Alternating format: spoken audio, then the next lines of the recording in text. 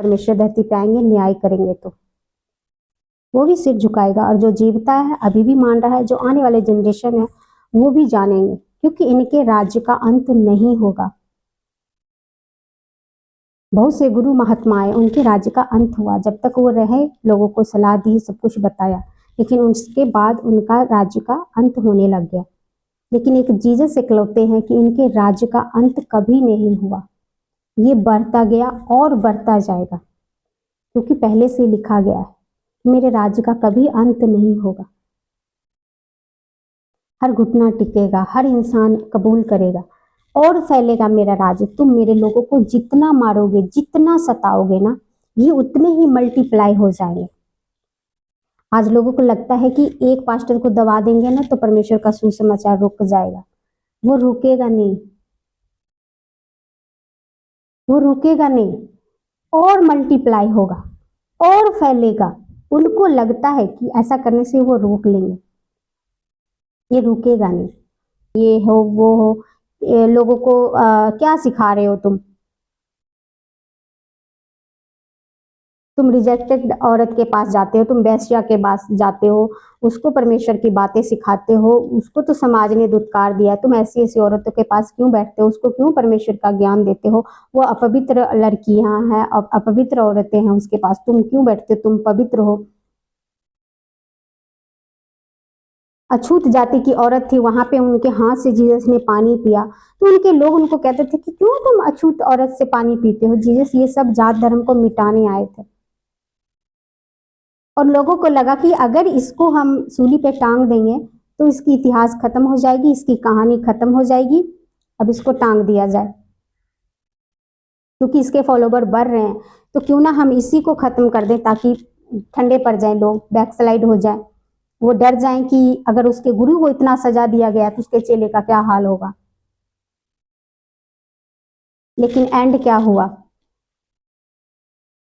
क्रूस पे चढ़ाया तो क्या जीसस की कहानी खत्म हो गई? एक मर के हजारों को पैदा कर गया। वो अकेला था, अकेला से उसने 12 तैयार किए, 12 से कितने फैल गए। तो हमें जीसस को इतनी लाइट नहीं लेना चाहिए कि हम जीसस के लोगों को मार देंगे तो उसका सुसमाचार खत्म हो जाएगा। जिस तरह एक गेहूं के दाने को जब आप जमीन में गाड़ दो ना, वो सड़ जाता है, तो हमें गलतफहमी में नहीं रहना चाहिए कि वो सड़ गया। वो सड़ गया ना, अब उससे जो पौधा निकलेगा ना, उसमें एक दाना नहीं होगा, उसमें कितने ही दाने होंगे। तो वही हमारा जीसस जो एक सड़ गया ना, वो रिस्क लिया कि मुझे मरना जरूरी है लोगों के लिए। वो जस्ट इंसान थे, जैसे हम और आप हैं, ऐसा स्किन था उनका, ऐसा ही दर्द था, जैसे हमें चोट लगने पे दर्द होती है ना, वैसा ही होता था। वो भी, उनकी भी चीखें निकल रही थी, उनके भी रोना आ रहा था, उनको भी हार्ट में दर्द हो रहा था जब लोग ऐसे उनके साथ कर रहे थे। उनको भी इंसल्ट महसूस हो रही थी, उनको भी 2-2 इंच के जब कांटे उनके सिर में घुसा रहा था तो वो खून निकल रही थी,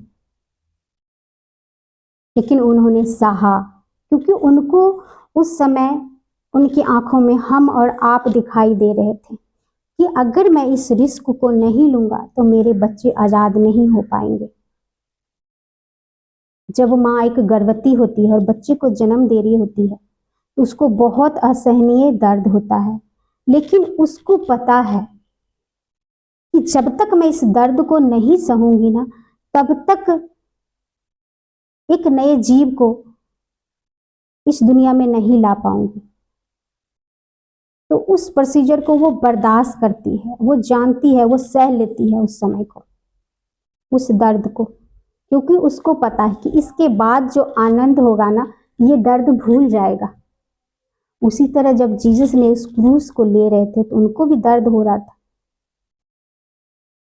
लेकिन उनको ये भी पता था कि अगर मैं इस प्रोसीजर से निकल गया, क्योंकि सृष्टि पे कोई भी इंसान नहीं था कि इस प्रोसीजर से निकले यीशु के अलावा, तो यीशु ने इस बात को यकीन कर लिया था कि अगर ये काम मैं नहीं करूंगा तब तो इसे कोई भी नहीं कर पाएगा और ये दुनिया आजाद नहीं हो पाएगी।